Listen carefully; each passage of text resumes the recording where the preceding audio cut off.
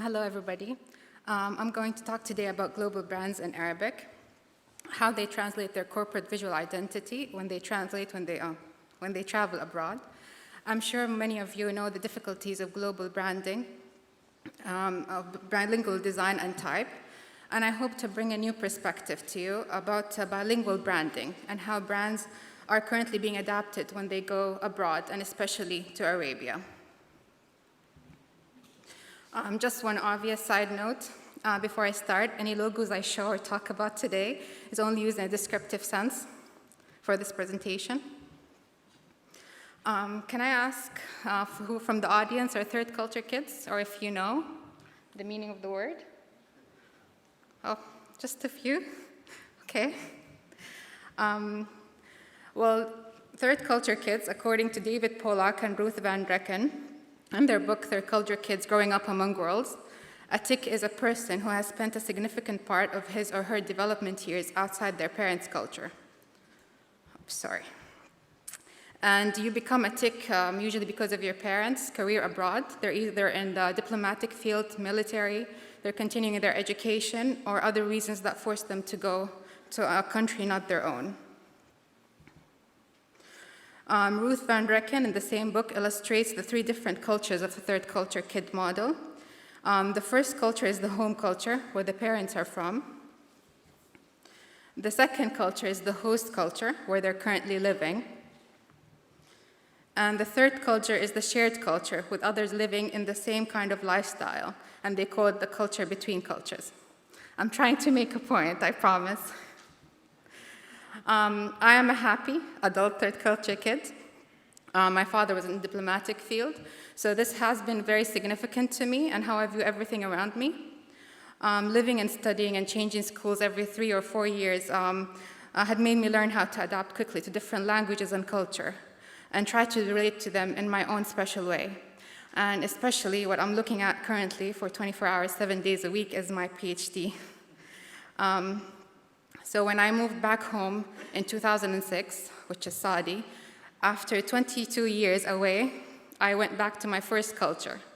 And it definitely was a culture shock for me, but it was also a visual shock as well. Seeing the mismatches of global branding adapting to Arabic used to grab my attention, make me laugh, and then used to really upset me. So when I decided to pursue my doctorate degree, I decided to study what I strongly felt about and I wanted to find more about. So when I first really started to think about the life of a global brand, it seemed too familiar to my own life. Can global brands be third culture as well? And I tried to reflect the same kind of model by Ruth Van Drecken to global brands. Their first culture is obviously their country of origin. The host culture is where they're exported to. And the third culture is their new shared culture with other global brands in this host country. They will have to learn to communicate in a new place to a completely different audience using a different spoken and visual language. So I do think global brands are third culture too. They're not human beings, but they definitely have human characteristics, and they share third culture attributes. It's the opposite. They did not spend a significant amount of their early life outside their culture. They're strong, established brands that had to travel abroad afterwards. So they traveled to a new geographical location, culture, and language. And thus comes the question, how should brands look like in Arabic? It's already been established by many researchers and designers the differences of Arabic type script and Latin. Arabic, by its nature, of course, is very different script, and I'm sure most of you already know that, but I'll briefly point a few differences. Aside from directional change, of course, right to left, Arabic has 28 letters in its alphabet, 17 main shapes, but with dots added on top or below, they become 28. Arabic has four variations of each letter, the isolated, the initial, the medial, and the end, and 2 variations of 6 of the letters, because they do not join from both sides. Kerning is also done by elongating the joining part of the letter called the kashida, which changes the form of the word, and not the spaces between the letters like Latin. And finally, Arabic script does not contain capital letters. I'm not a type designer, I'm a graphic designer, so I don't want to go in depth in what others have elaborated and talked about so much better before. But these are only a few brief points that I wanted to quickly highlight. And since the Arab world is spread over 2 continents and has more than 20 countries and has many different local dialects, I'm going to talk about examples from Saudi Arabia to be exact. Even though Saudi is no longer the prominent headquarter of brands in the Middle East and North Africa, it's now in Dubai, it still holds a big impact in the adaptation of global brands to Arabic in the region. And that's because Saudi Arabia has strict government regulations of requiring Arabic translation of foreign brands to be displayed. Global brand names must be translated to Arabic and submitted with its pronunciation so it can be checked and approved for the brand to be registered and enter the market. Other countries in the Gulf Cooperation Council, like the United Arab Emirates, Kuwait, Bahrain, Qatar, and Oman, might have similar regulations, but they might be not as strict. So with Arabic script being the second most used script in the world after Latin, there is definitely a need to research into identifying aspects of good practices for global brands traveling to Arabia, instead of leaving it to be designed last minute at the printers, at the sign maker, just because there is a law that says so. So in order to try to make sense of the current status of how global brands adapt visually, I have looked at the form and elements of a logo mark: the brand name, the symbol, the color, and typography. I have identified them as the elements of change that any logo mark should or must adhere to when they translate globally. I'll talk about each element in depth. They're just a funny story because when I was 10 years old and we first moved to Washington, D.C. for my father's new position at the embassy, I asked my father a question, and it was a joke in the family for a couple of months. And I asked him, "What's my name in English?" And it took him a while to convince me that our names do not translate to English. They just have an English spelling. Reflecting on this now, it makes me wonder, is this the same concept for adopting brand names coming to the Middle East? The brand name is the first thing that is communicated to identify a brand. The challenges of translating a name to another language include many aspects, such as the meaning, spelling, and the pronunciation. Some brand names are very easy to translate, while others are more difficult. Based on an initial part of my research, I have found that 83% of brand names are translated phonetically, so by the sound of it and not by the meaning. And that's mostly because most brand names out there are a person's name, like McDonald's, Chanel, or Ford, or they're made-up names like Coca-Cola, 7-Up, or Google. And they cannot possibly be translated to Arabic because there's no equivalent. There are some brands that do have their names translated by meaning, but only on rare occasions. Many would agree that it's best to phonetically translate a name. Any attempt to translate it any other way would lose its brand identity, and I tend to believe so too. There is another category of names that I have to mention briefly as well. H&M, CNN, BBC, KFC, MTV are among brand names that are in initials that must be carefully thought of before translating. How do you adapt that name? Do you spell out each letter? Do you combine the initials in a word? Or do you spell out the long version and translate it? H&M chose to translate the letters phonetically in this case, while KFC decided to spell out 2 of the initials. So instead of Kentucky Fried Chicken, it reads Kentucky Chicken in Arabic.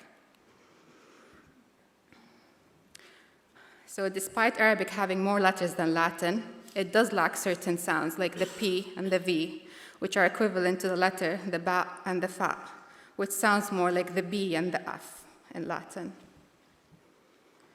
Some use the nearest letter by placing 3 dots.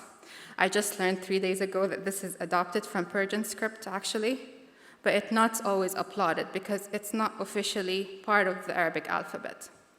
However, they are used in some brand translations to properly pronounce the brand name.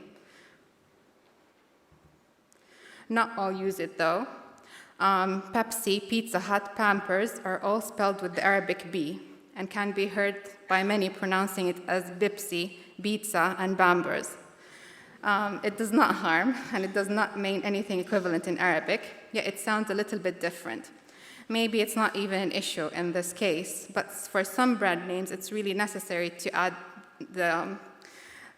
to use the added dots, because it might mean something inappropriate. I don't know if this is clear. Some brand names, like the French Café Paul, when it first opened in Saudi Arabia just over 2 years ago, it spelled the word with the Arabic B, which quickly made its way through social media, and it was a big laugh among Saudis and Arabs alike. Some of you might know the meaning. Unfortunately, I did not see it in person myself, but I remember seeing it on Twitter and retweeting it, so I looked it up. This was in spring 2012 when I was applying for my PhD, in fact, and the person who tweeted it commented, "Ghalat, ghalat, ghalat," which means wrong, wrong, wrong. Soon after, Paul added the proper dots. I don't know if it's clear here. In this case, it was necessary to use the added dots, so it would not mean a different inappropriate word in Arabic.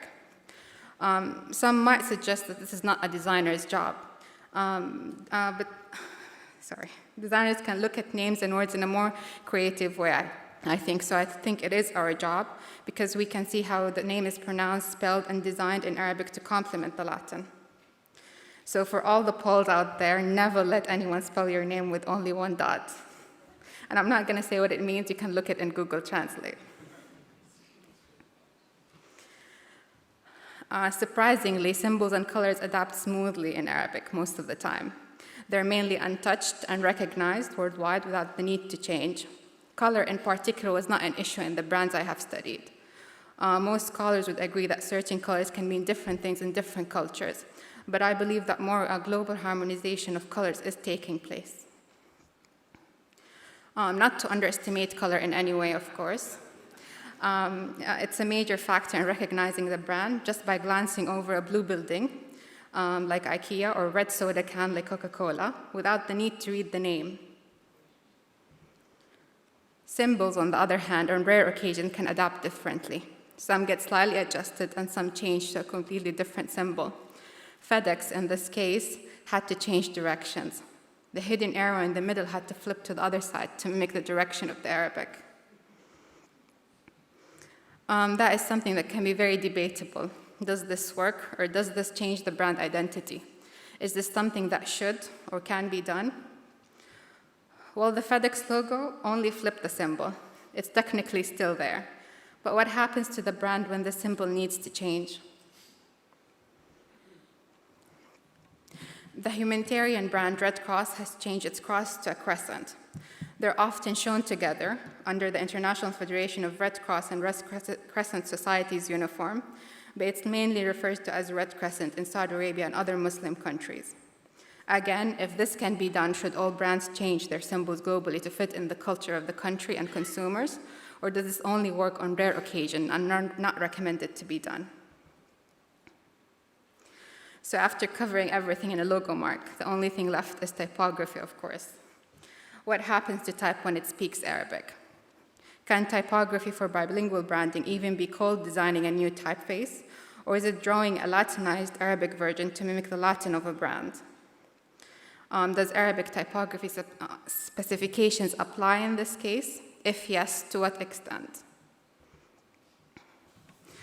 Arabic has been adopted in different ways in the logos I have studied.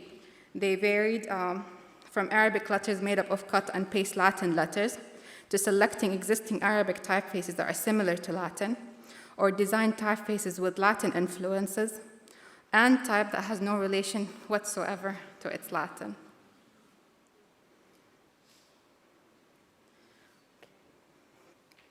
This is the worst, I think. So even when a brand designs an Arabic type based on a cutout of its Latin logo, it's not always unpleasant. In the CNN Arabic logo, the original logo is actually part of the Arabic version. With the same style of lettering, the CNN logo reads Bil Arabiya, which means in Arabic. So it reads in full from left and back to the right, CNN in Arabic. The blue square might give it away, but can anyone guess what this brand is? Gap, yeah. In this logo, for example, the Arabic letters were cut out from the Latin typeface. it had no way to balance it out because Arabic script does not have capital letters. The square and the blue color made up for the balanced Arabic type. The visual identity has definitely been affected here. Snickers, on the other hand, had adopted well, especially using the same type treatment, graphics, and shape. There are logos that do cut out its Latin letters to make up for the Arabic, but it just works sometimes, for me at least. Does it break Arabic typography specification? Maybe, yes, definitely. But it was made on purpose. This Baskin-Robbins Arabic type captured the same fun, light side of the brand to Arabic and balanced well as a whole bilingual logo. And then you have the brands that have it easy. No Latin, no Arabic, no text. Apple and Nike are definitely the easiest to adapt when they travel abroad. But it's really changing. Bilingual branding to Arabic is changing. We're noticing in the past 2 years more and more global brands approaching graphic designers, type designers, and calligraphers for the adaptation of their logos, instead of the last-minute adaptation at the printers before the signs were made. This is Hard Rock Cafe by Pascal Zourbi. Maybe some of you might remember this from last year in Amsterdam. He talked about it. And there's Tiffany & Company by calligrapher Wissam Shaukat. And Twix by Tariq Atrisi. He just posted this 3 weeks ago on his Instagram account. So, in order to identify aspects of good practices for corporate visual identities for global brands traveling to Arabia, there is still so much more to look for, ask, and inquire, which is beyond the logo mark, of course, which is still an ongoing process for me. In just these past few days, I've been inspired and learned many new things and realized how much I still have no clue about. I hope I was able to give you some glimpses of the current state of third culture brands and how they adapt to Arabic, and raise a few questions for you to think about in bilingual branding, and how culture, language, and geography can play a big role in the brand's adaptation abroad.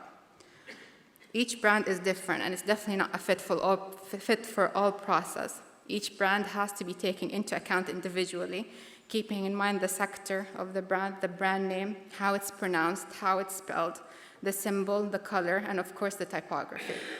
Any of those elements looked over will throw the adaptation process off balance visually. Thank you.